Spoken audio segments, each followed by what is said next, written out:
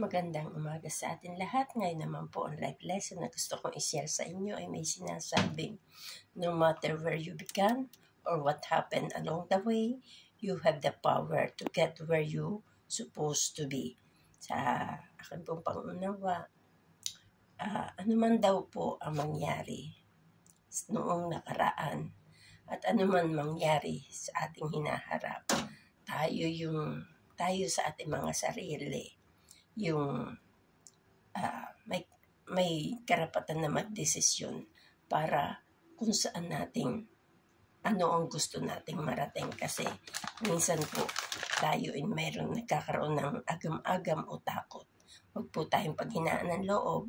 Gawin po natin yung alam nating tama at alam nating makakabuti para sa atin. Dahil yun po yung magpapasaya ng buhay natin. Kaya maraming salamat sa panonood ng aking live lesson. God bless us all. Bye for now. See you again next video.